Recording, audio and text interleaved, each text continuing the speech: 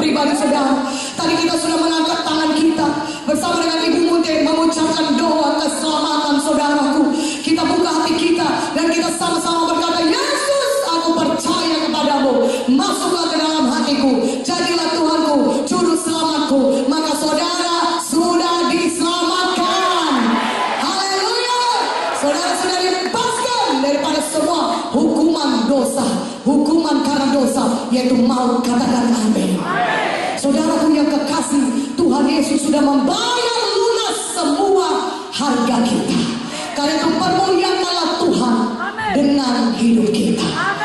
Dia telah menebus kita dengan darahnya yang kudus, saudaraku. Dia telah memberikan nyawanya bagi kita. Dia substitusi kita. Yesus ganti kita.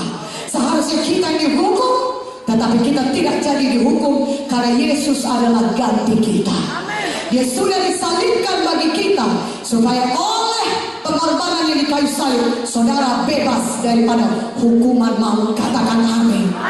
Dan Yesus menanggung dosa saudara dan juga kutuk-kutuk dosa saudara. Itulah sebabnya saudaraku yang kekasih, dalam nama Yesus kita bisa disembuhkan.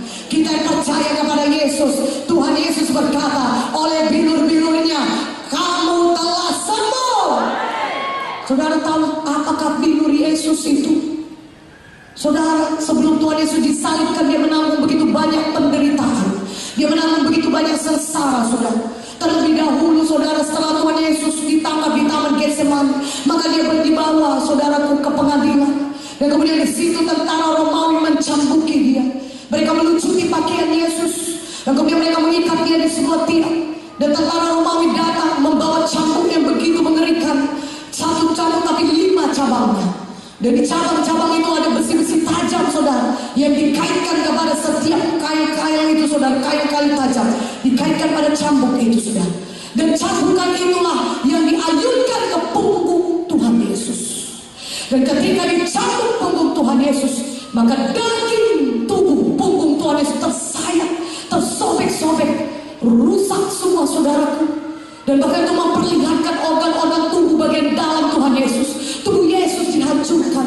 Luka-luka yang begitu hebat ada di punggung Yesus. Dan luka-luka itulah yang dinamakan oleh bilur-bilur Yesus. Dan firman Tuhan berkata dalam 1 Petrus 2:24, dalam Yesaya 53, oleh bilur-bilur Yesus saudara sudah sembuh. Katakan amin. Jadi di kayu salib penyakit saudara juga ditanggung Tuhan Yesus.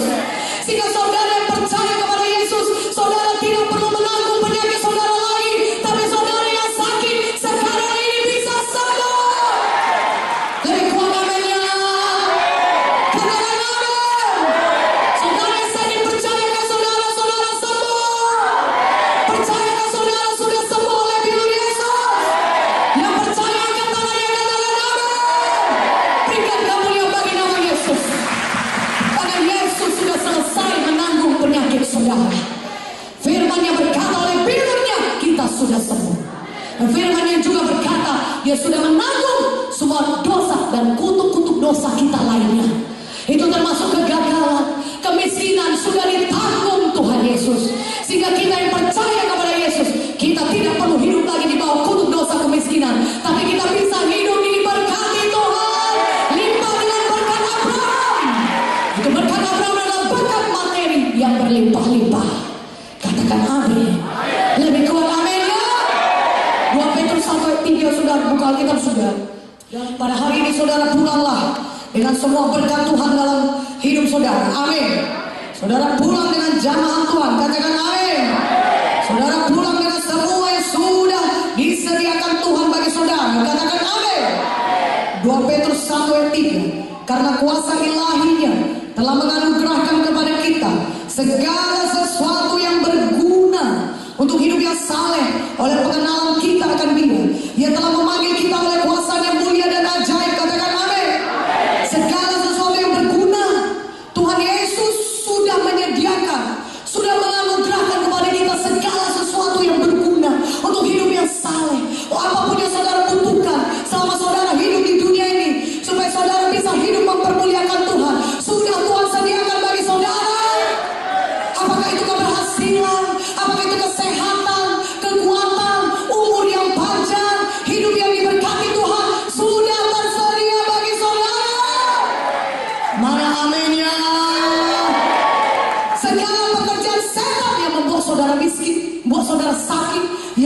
sudah depresi, sudah dihancurkan Tuhan. Kalau maut pun sudah dihancurkan, apalagi segala akibat dosa. Katakan amin. Apalagi kutuk-kutuk dosa. Katakan amin. Yesus sudah bangkit dari maut.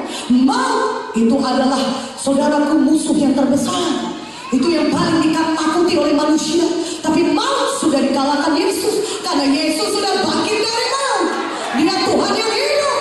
Kubur Yesus di sana sudah kosong, saudara. Tidak ada Yesus di situ. Yesus sudah ada di sorga, duduk di sebelah kanan Allah Bapa. Katakan amin. Dia sudah mengalahkan maut. Kemenangan Yesus adalah kemenangan saudara juga. Mana amin? Katakan amin. Yesus melakukannya untuk saudara. Haleluya. Dia sangat mengasihi saudara.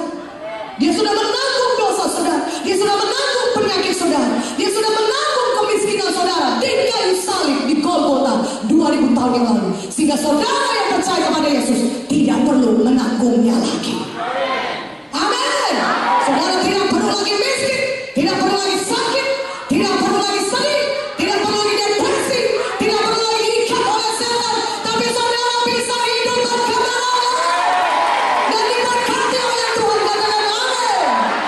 Katakan amin. Yang percaya katakan amin. Segala sesuatu sudah disediakan Tuhan. Kita tinggal menerimanya saja. Tuhan sudah memberikannya kepada kita, saudara. Bagaimana caranya kita bisa menerima semua berkat Tuhan yang sudah disediakan bagi kita? Ada satu caranya, kuncinya yaitu apa? Saudara harus punya iman. Tanpa iman tidak mungkin orang berkenan kepada Allah. Ibrani 11 ayat 6. Kita harus punya iman. Kita harus percaya kepada apa yang dikatakan oleh firman Tuhan. Katakan amin. Itulah dia iman, percaya kepada apa yang dikatakan oleh firman Tuhan. Haleluya.